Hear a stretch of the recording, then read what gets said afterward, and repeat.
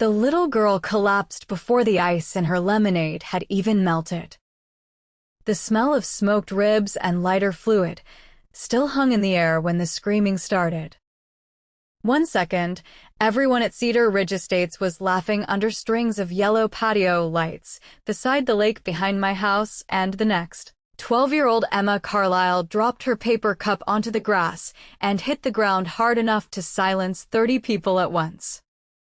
Country music kept playing from somebody's Bluetooth speaker while her mother knelt beside her, shaking so badly she could barely hold her daughter's face. I remember the sound of ice cubes rolling across the wooden deck. I remember the lake water glowing black behind them. And I remember Linda Grayson pointing directly at me before the ambulance even arrived. "I told you people Ethan's lake was unsafe." That was the first thing out of her mouth. Not call 911. Not is she breathing. Just blame. That was Linda. President of the HOA for 6 straight years. Perfect blonde hair sprayed into place even in 90-degree heat. White linen pants that somehow never touched dirt. A smile sharp enough to cut through drywall. She always spoke like she was already addressing a courtroom. The neighbors turned toward me so fast it felt rehearsed. I could practically hear the shift happen in their heads. Ethan owns the lake.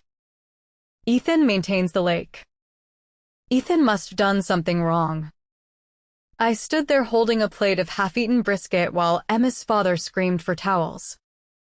The paramedics arrived within 7 minutes, lights flashing red across the surface of the water behind my property.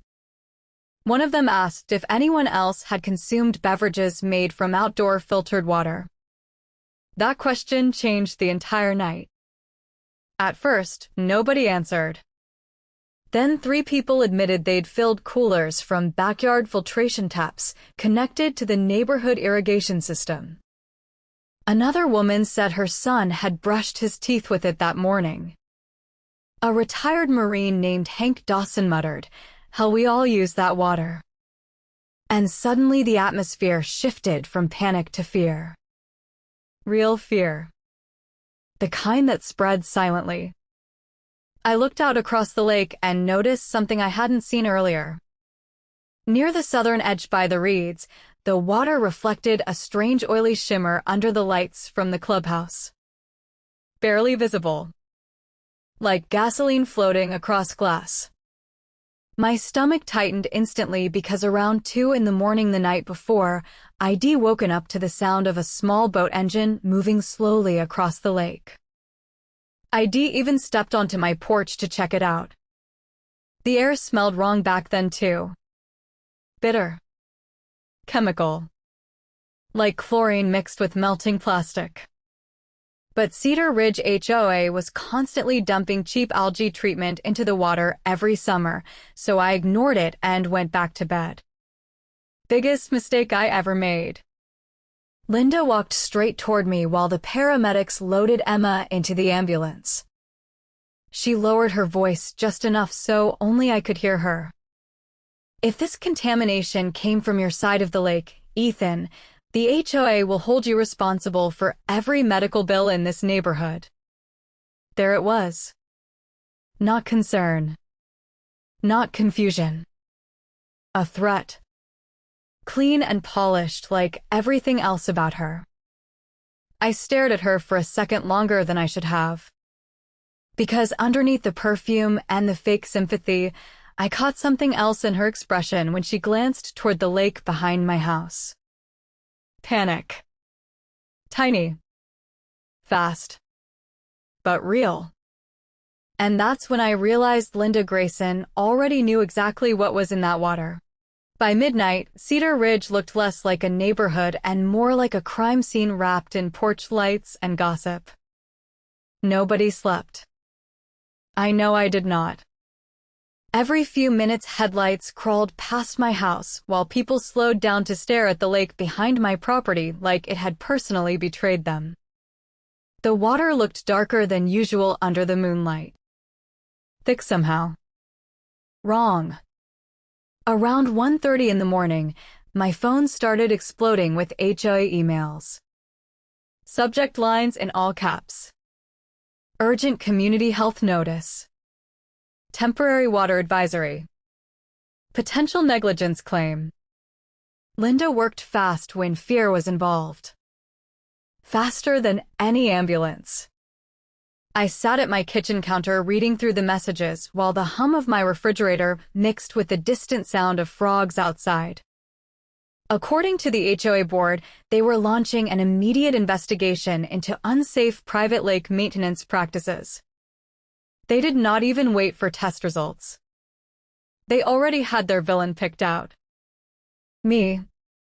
What made my stomach turn was how carefully the wording protected Linda and the HOA.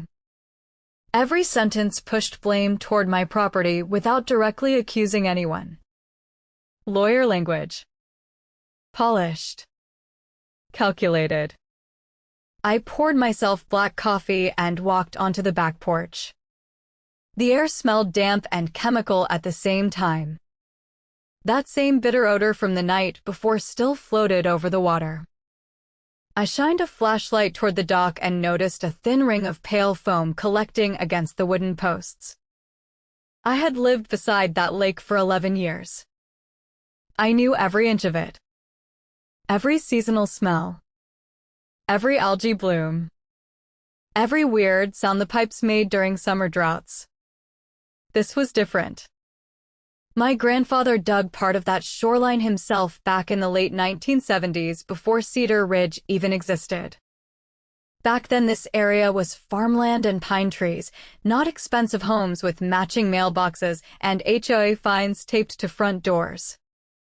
When developers bought the land decades ago, my family refused to sell the lake access portion connected to our property.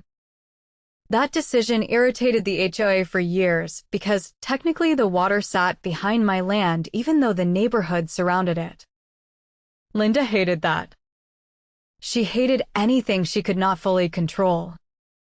Around 6 in the morning, I drove down to the old pump station near the East Trail behind the tennis courts.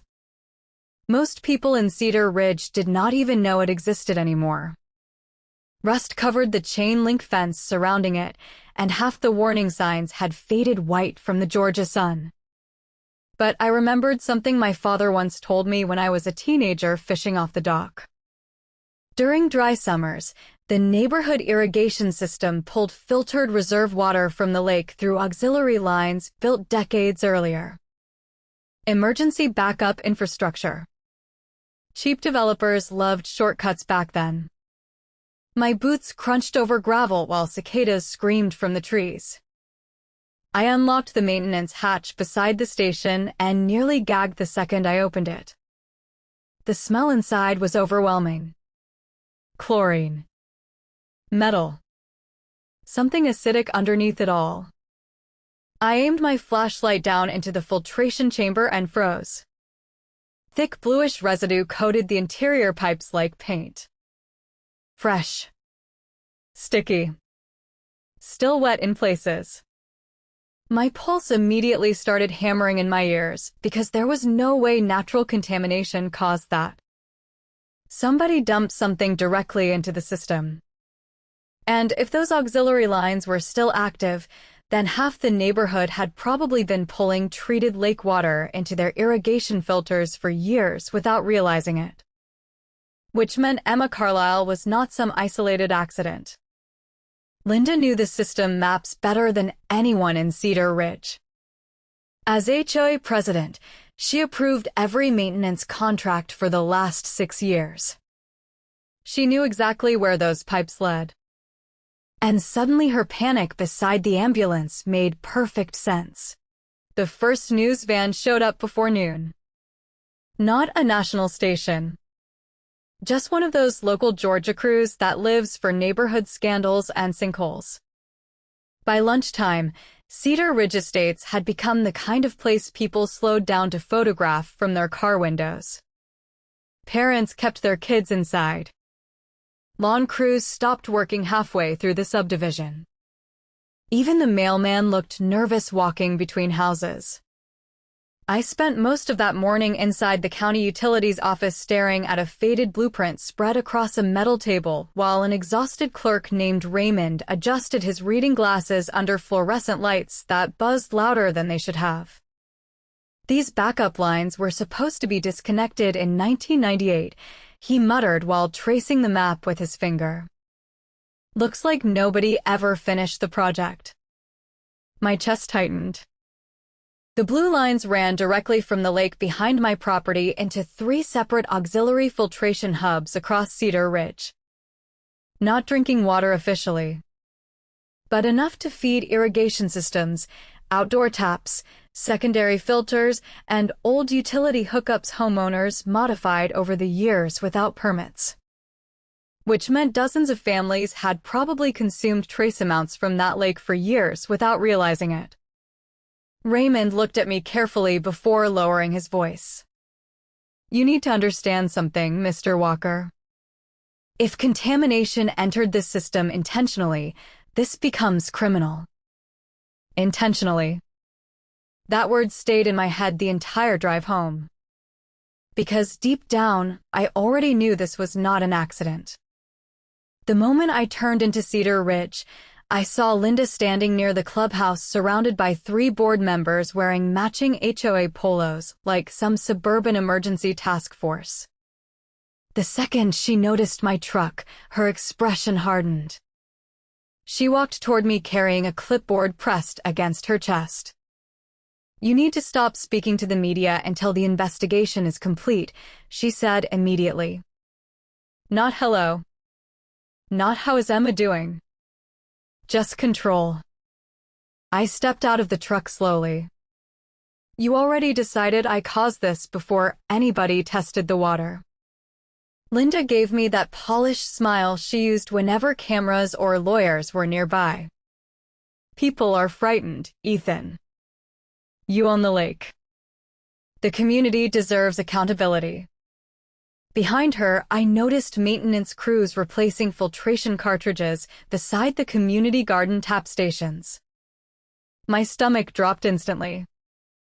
Why are they changing filters? I asked. Linda barely hesitated. Routine precautions. That was a lie. Fresh filter swaps destroy residue evidence. She knew that. I could see it in the way her eyes flicked away from mine for half a second. Then another detail hit me. The contractor unloading equipment from the maintenance truck was wearing a gray cap with the logo for Greenflow Environmental Services. I recognized the company immediately because they handled chemical algae treatments for private marinas throughout North Georgia. Industrial-grade stuff. Not residential products. Linda caught me staring and immediately stepped sideways, blocking my view like a reflex. That tiny movement told me more than anything else she had said all morning. She was protecting something.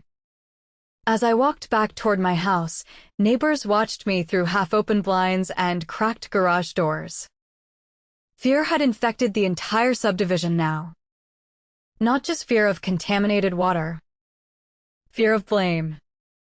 Fear of lawsuits. Fear their expensive homes suddenly sat inside a poisoned neighborhood. Then my phone buzzed again. This time it was a text from Hank Dawson.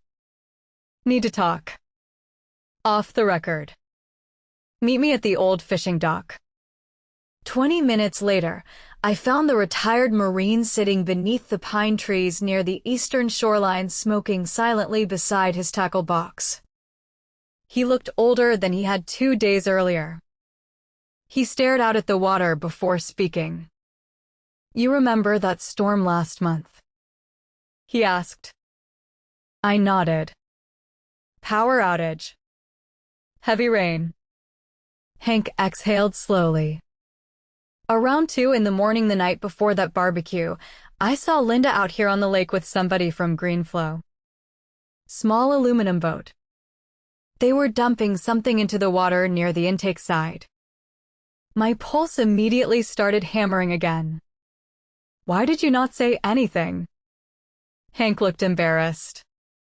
Because Linda told me they were treating invasive algae before the homeowners' picnic. Said the county approved it. He paused before looking directly at me. But last night, after that little girl got sick, I realized something. They were not wearing protective gear for algae treatment. They were wearing respirators. That night, somebody tried to erase the lake. Not physically. Digitally. Legally. Quietly. I realized it around 8:40 when my security cameras suddenly went offline one by one. First the dock camera. Then the rear floodlight feed. Then the motion sensor aimed toward the pump trail. My phone lit up with connection errors while thunder rolled somewhere far off over the trees. Summer storms moved fast in Georgia, but this was different. Too precise. Too clean. I grabbed a flashlight and headed outside while warm wind pushed across the lake hard enough to ripple the water black beneath the moonlight. Halfway down the backyard slope, I heard tires crunching gravel near the service road behind the tree line. By the time I reached the fence, the vehicle was already pulling away without headlights. White maintenance truck. HA decals on the side. My pulse started pounding instantly. Somebody had no reason to be near my cameras at night unless they were trying to hide something. The next morning confirmed it. Every single shared HOA security archive from the previous 48 hours had vanished. Deleted. According to Linda, there had been a server malfunction caused by weather interference. Weather interference. That was her explanation while standing behind a folding table inside the packed Cedar Ridge clubhouse wearing a pale blue blazer like she was campaigning for office. Nearly every homeowner in the subdivision had shown up. The room smelled like coffee, sweat, and panic. Parents clutched bottled water. People argued in whispers while local reporters waited outside the glass entrance doors hoping somebody would yell loud enough for a headline. Linda stood at the front beside the other board members with printed packets already prepared before anyone even sat down. That bothered me immediately. She had organized her narrative too fast. At this time, she announced calmly, "The board believes contamination likely originated from improper private maintenance activities connected to Mr. Walker's lake property." A wave of murmuring swept through the room. I could feel eyes turning toward me again. Linda continued speaking in that smooth, controlled tone that made everything sound official even when it was garbage. Out of respect for the safety of our residents, the HA is temporarily restricting access to all shoreline areas adjacent to the Walker property. Adjacent to the Walker property. Not the entire lake. Just my side. Carefully worded blame. Then she handed out copies of a proposed emergency assessment fee. $5,000 per household for environmental stabilization efforts. Gasps filled the room instantly. People were terrified enough to pay anything. That was Linda's specialty. Fear converted into control. I stood up before she could continue. Why were HOA maintenance crews replacing filtration cartridges before test results came back? The room went silent. Linda barely blinked. Preventative action. Preventative or destructive? I asked. Her jaw tightened for half a second. Tiny crack. Tiny mistake. Then she recovered immediately. Are you accusing this board of misconduct? Before I could answer, Hank Dawson stood up near the back wall. I saw Greenflow contractors on the lake 2 nights before the barbecue. That changed the room instantly. Several heads turned toward Linda. One of the board members looked genuinely confused, like this was the first time he had heard the company name. Linda crossed her arms slowly. Greenflow was hired for approved algae mitigation. Then why were they wearing respirators? Hank asked. The silence after that question felt heavy enough to crush drywall. Linda's smile disappeared completely.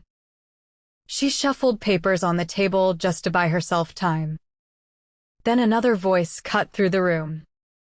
Melissa Carlisle, Emma's mother. Her face looked exhausted from a night at the hospital. Doctors found chemical exposure markers in Emma's blood work this morning. You could hear people breathing. That was it. The exact moment fear stopped being abstract. Suddenly neighbors were pulling out phones, checking texts, whispering to spouses. One man cursed under his breath and walked out immediately. Another demanded independent water testing. Somebody near the entrance shouted that their dog had been vomiting since the barbecue. And through all of it, Linda kept scanning the room like a politician losing control of a debate. Not scared for the neighborhood. Scared the story was slipping away from her. By the next afternoon, nobody in Cedar Ridge trusted their own faucets anymore. Cases of bottled water disappeared from every grocery store within 15 miles. Parents stood in checkout lines holding carts full of gallon jugs while refreshing neighborhood Facebook groups for updates that changed every 10 minutes. Rumors spread faster than facts. Some people claimed the lake had industrial runoff. Others said somebody dumped pesticide barrels upstream years ago. But the one rumor Linda pushed hardest was still the same one she started beside the ambulance. Ethan Walker contaminated the lake. My phone would not stop ringing. Reporters.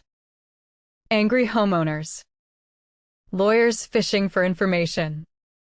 At one point, somebody even left a handwritten note in my mailbox that said, "You owe this community." No signature. Just block letters pressed hard enough to tear the paper. Around 3 in the afternoon, county environmental inspectors finally arrived at the shoreline behind my house wearing gray uniforms and carrying black testing cases. The entire neighborhood watched from a distance like they were witnessing a public execution. Linda stood near the dock pretending to cooperate while somehow staying close enough to hear every conversation. She wore sunglasses despite the cloudy sky. Control again. Always control. One inspector named Alvarez crouched near the intake pipe, while another collected water samples from different depths around the lake. I noticed Alvarez pause after opening the filtration hatch. He leaned closer, then immediately stepped back. "That is not standard algae treatment residue," he muttered to his partner. Linda heard him too. I watched the muscles in her jaw tighten instantly. Then she walked toward them with that same polished smile. I just want to emphasize that the HOA relied entirely on licensed contractors for any approved maintenance. Approved maintenance. She kept repeating that phrase like she had rehearsed it in front of a mirror. The inspectors barely acknowledged her. 20 minutes later, one of them pulled me aside near the old cedar tree by the shoreline. "Mr. Walker," he said quietly, "have there been any recent disputes involving this property?" I almost laughed at how absurd the question sounded. "You mean besides the HOA trying to pressure me into selling this land for the last 4 years?" His expression changed immediately. "Pressure how?" I explained everything. The repeated violation notices. The surprise inspections. The constant fines over meaningless issues. 1 month it was unauthorized dock staining. Another month it was vegetation inconsistency visible from common areas. Linda had turned harassment into an administrative art form. The inspector listened carefully without interrupting. Then he asked the question that changed everything. "Did anyone recently attempt to purchase your lake access rights?" My stomach dropped. Because 3 months earlier, a real estate attorney representing an unnamed development group offered me nearly double market value for the shoreline portion of my property. Cash offer. Quick close. No negotiations. I refused immediately because this land belonged to my family long before Cedar Ridge existed. The inspector slowly nodded while writing notes into a tablet. Interesting timing. That was when Melissa Carlisle came running down the shoreline holding her phone with tears streaming down her face. They admitted another child this morning, she said breathlessly.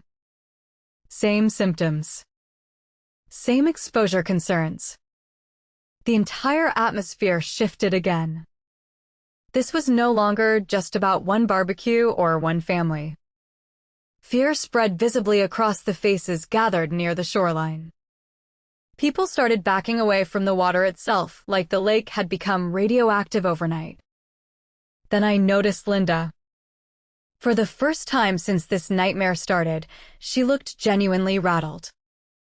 Not angry. Not defensive. Scared. Her hands trembled slightly while she checked her phone over and over again. She kept walking farther away from the crowd to make private calls near the clubhouse parking lot. And right then, standing beside the contaminated shoreline while storm clouds rolled across the Georgia sky, I realized something terrifying. Linda Grayson never expected the contamination to spread this far. Whatever she dumped into that lake was supposed to target me quietly. But now the entire neighborhood was getting sick, environmental investigators were involved, and her carefully controlled story was beginning to collapse faster than she could contain it. The truth finally surfaced because one drunk contractor got nervous enough to talk. His name was Todd Mercer, and I found him sitting alone at Murphy's Bar and Grill 3 miles outside Cedar Ridge while rain hammered against neon beer signs in the windows. The place smelled like fried onions, wet denim, and stale cigarettes soaked into the walls from 20 years of bad decisions. Hank Dawson came with me because nobody in town trusted anybody anymore, and honestly, I did not either. Todd looked terrible. Pale. Sweating.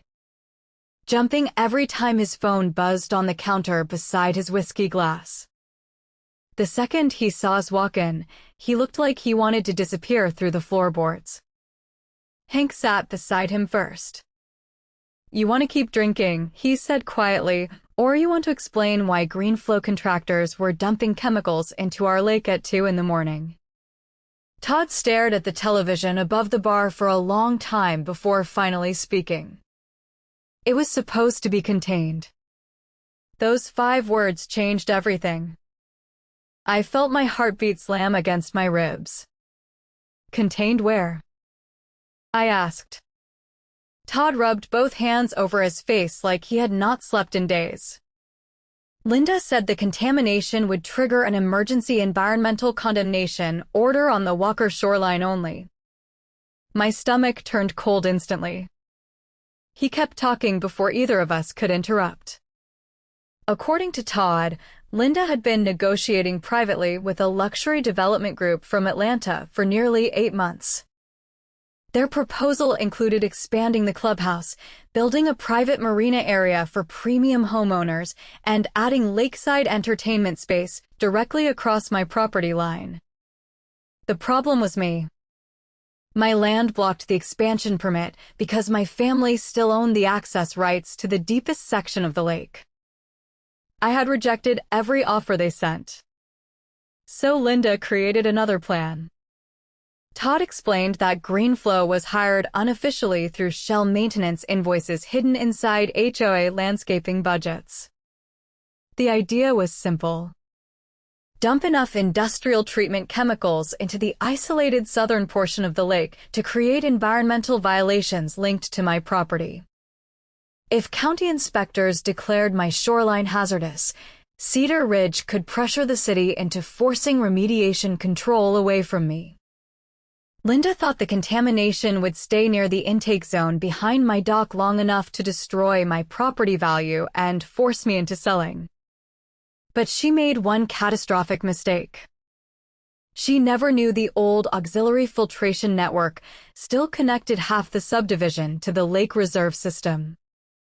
Todd looked physically sick admitting it. The second people got hospitalized, Linda panicked, he whispered. She started demanding we remove filters and wipe service records. Hank leaned forward slowly. You got proof. Todd hesitated. Then he pulled out his phone. My pulse exploded the second I saw what was on the screen. Emails. Invoice screenshots. Maintenance authorizations signed directly by Linda Grayson.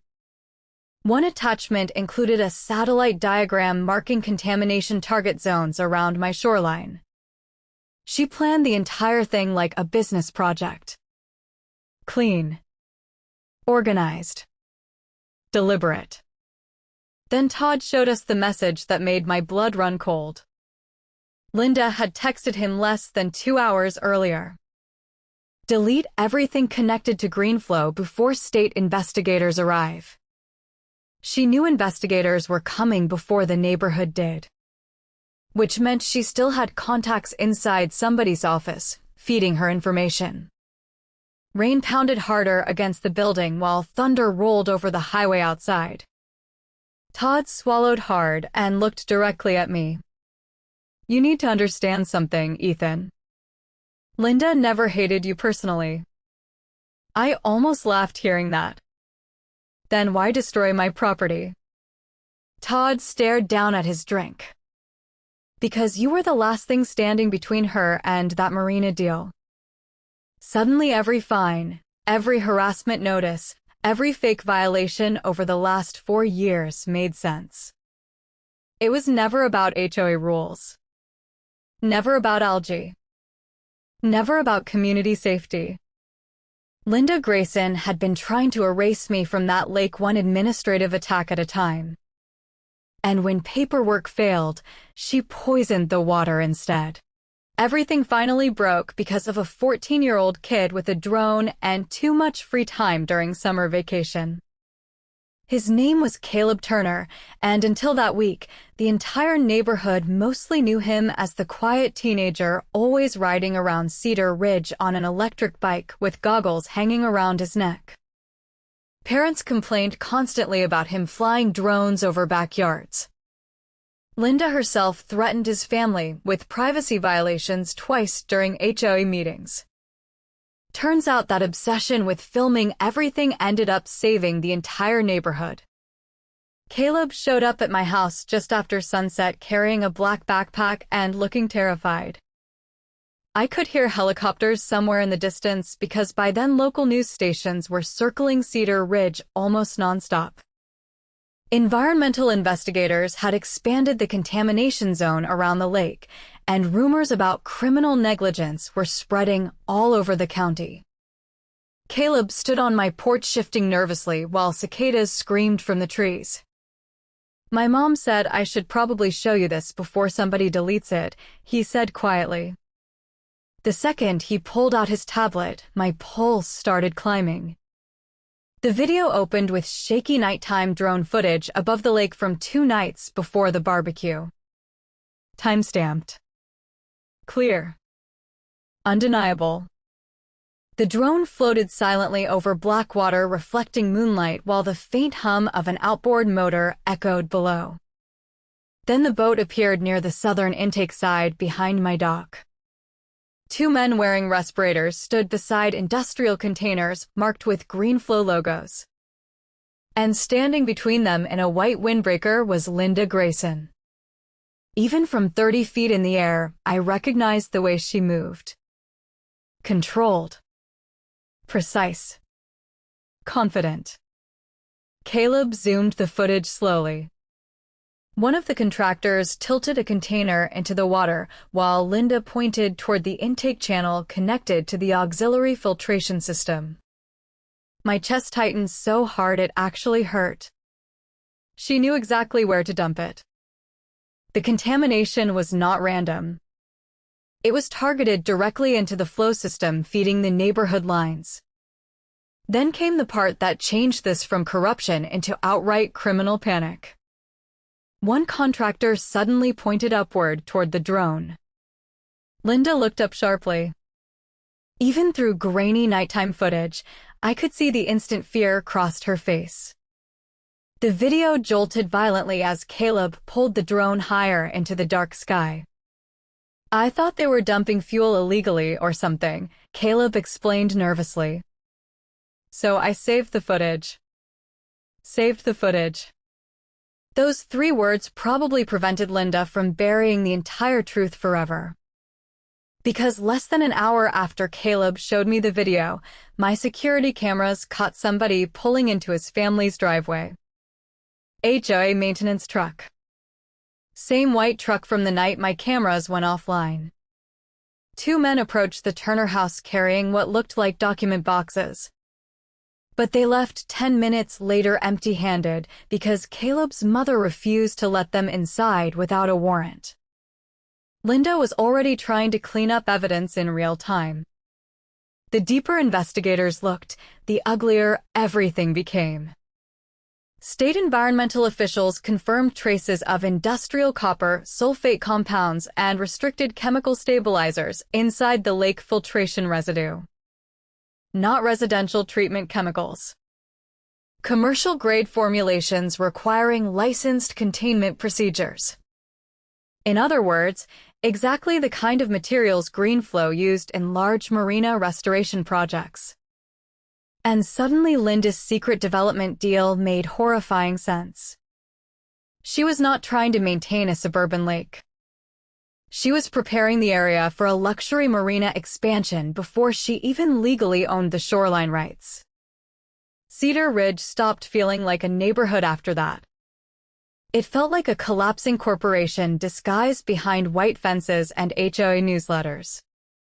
Neighbors who defended Linda for years suddenly avoided eye contact whenever reporters appeared. Board members started resigning quietly through emailed statements. One family listed their house for sale overnight. And, through all of it, Linda completely disappeared from public view. No meetings. No statements. No neighborhood updates. Just silence. But around midnight, my phone buzzed with a message from an unknown number. 3 words. Tomorrow. Clubhouse. 7 p.m. Then another message arrived immediately after. Bring everyone. By 6:30 the next evening, the Cedar Ridge Clubhouse parking lot looked like the county fair mixed with a federal raid. News vans lined both sides of the entrance road. Satellite dishes pointed toward the sky while reporters adjusted microphones under blinding camera lights. Homeowners packed the sidewalks holding bottled water and folded printouts of contamination reports downloaded from county websites. Nobody trusted private conversations anymore. Every whisper felt dangerous. Thunderstorms had rolled through earlier that afternoon, leaving the entire neighborhood soaked and heavy with humid air that smelled like wet pine needles and asphalt. I parked beside Hank Dawson's truck and immediately noticed 2 black SUVs already positioned near the clubhouse entrance. Unmarked. Government plates. State investigators. Maybe more. People noticed them too. The crowd had that nervous energy you only see right before something explodes publicly. Inside the clubhouse, every chair was filled. Some people stood against the walls while others crowded near the back doors holding phones ready to record. The same room where Linda once lectured homeowners about mailbox colors and lawn edging now felt like a courtroom waiting for a verdict. Then she walked in. Linda Grayson wore a cream-colored blazer and pearl earrings like she still believed appearances could save her. But for the first time since this nightmare began, the room did not react to her with respect. It reacted with silence. Cold silence. She stepped behind the podium slowly while flashes from news cameras flickered through the clubhouse windows. "Thank you all for coming," she began carefully. "The board is continuing to cooperate fully with environmental authorities during this unfortunate incident." Incident. That word almost made me laugh out loud. Murmuring spread immediately through the room. Melissa Carlisle stood near the front clutching hospital paperwork against her chest while her husband stared at Linda like he barely recognized her anymore. Then Linda made her mistake. At this time, there is still no direct evidence linking the HOA administration to any intentional contamination activity. Intentional contamination activity. Too formal. Too rehearsed. Too specific. I stood up before she could continue. Actually, I said loudly enough for the entire room to hear, "There is." Every sound inside the clubhouse stopped. Linda froze for half a second when she saw Caleb Turner walking beside me carrying his tablet. Pure panic flashed across her face before she could hide it. Caleb connected the device directly into the projector system mounted near the ceiling. The footage filled the giant screen behind Linda instantly. Black lake water. Moonlight. Boat engine noise. Green flow containers. Respirators. Then Linda herself standing on the boat pointing directly toward the intake zone behind my property. Gasps erupted across the room. Somebody cursed loudly near the back wall. One woman covered her mouth with both hands while another homeowner shouted, "Oh my God." Linda stumbled backward away from the podium as the drone footage continued playing over the projector speakers. Every angle. Every movement. Every second time-stamped. Undeniable. Then Caleb zoomed in closer. The entire room watched Linda personally supervise the dumping operation into the lake filtration flow. "This is fake," Linda snapped suddenly, her voice cracking for the first time in years. "This footage has been manipulated." Nobody believed her anymore. Not after the emails. Not after the contamination reports. Not after the hospitalized children. Then the clubhouse doors opened behind her. 3 state environmental investigators entered alongside county deputies wearing dark jackets marked Special Response Unit. The entire room turned at once. One investigator walked directly toward Linda holding a thick folder in one hand. "Linda Grayson," he said calmly, "we have executed warrants related to unlawful chemical disposal, evidence tampering, and conspiracy to obstruct an environmental investigation." The room exploded into shouting. Cameras flashed nonstop while reporters rushed toward the entrance.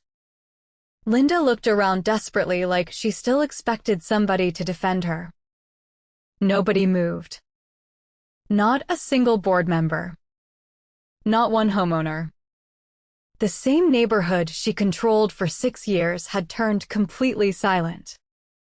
Then one final detail shattered whatever composure she had left. The lead investigator placed a printed satellite map onto the front table. The exact shoreline development proposal targeting my property. Marina expansion plans. Private dock layouts. Investor signatures. Linda stared at the documents like she had just seen her own future collapse in real time.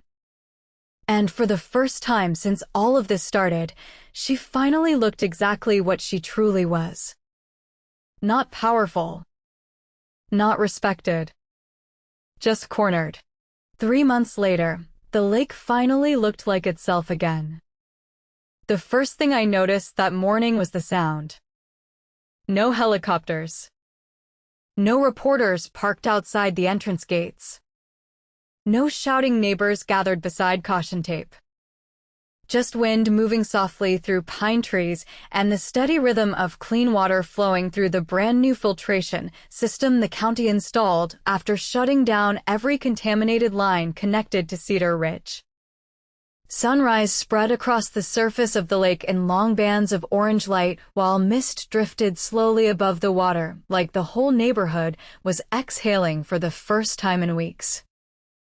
I stood on the repaired dock holding a cup of black coffee, watching two kids fish near the eastern shoreline where warning signs used to stand. One of them was Caleb Turner, the same kid whose drone footage blew the entire scandal apart. Now half the neighborhood treated him like a local hero instead of an annoyance with too many gadgets. Funny how quickly people redefine somebody once the truth comes out. Cedar Ridge changed after Linda fell. Not just legally. Emotionally. The illusion shattered. State investigators uncovered years of hidden financial manipulation buried inside HOA maintenance budgets. Fake landscaping invoices. Private consulting payments. Off-book meetings with developers. It turned out the marina project had already secured quiet investor commitments from two luxury property groups in Atlanta before the contamination ever happened. Linda was gambling the entire neighborhood against future real estate profits, and she almost got away with it because people trusted authority more than evidence. The HOA board dissolved less than 2 weeks after the investigation started. 3 members resigned publicly. One hired a criminal defense attorney before investigators even contacted him. Greenflow Environmental lost its operating licenses statewide. Todd Mercer entered a cooperation agreement with investigators and testified about everything. Every invoice. Every late-night chemical transfer. Every deleted maintenance record. As for Linda, her trial date became the most talked about thing in the county for nearly a month. She stopped looking polished after the arrest. The news stations kept replaying footage of her leaving the courthouse wearing oversized sunglasses, while reporters shouted questions she refused to answer. But the image everybody remembered most was still that moment inside the clubhouse when the drone footage hit the projector screen and her entire manufactured reputation collapsed in front of the same people she controlled for 6 years. That was the real punishment. Not the lawsuits. Not the investigations. Exposure. Because people like Linda survive by making everyone else doubt themselves. The second that illusion breaks, everything underneath it starts rotting in public. Around 8 that morning, Hank Dawson walked onto my dock carrying a small metal tackle box and 2 fishing rods. Water test results came back clean again, he said with a grin. County officially reopened recreational access yesterday. I looked out across the lake while sunlight reflected off the surface hard enough to make me squint. It amazed me how peaceful the water looked now after causing so much fear. But maybe that was the lesson buried underneath all of it.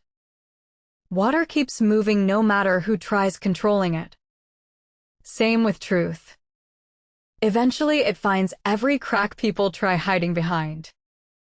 Before leaving, Hank nodded toward the far side of the shoreline where construction crews were removing the old Cedar Ridge HOA sign near the clubhouse entrance. Never thought I would live long enough to see that thing come down, he laughed. Neither did I. I stayed on the dock long after he left, listening to the sound of clean water tapping gently against the wood beneath my boots. The same lake Linda tried to poison to erase me had outlived her power, her lies, and every threat she buried behind paperwork and fake smiles. In the end, she thought she controlled the neighborhood because she controlled the rules. But she forgot something simple. Water remembers everything.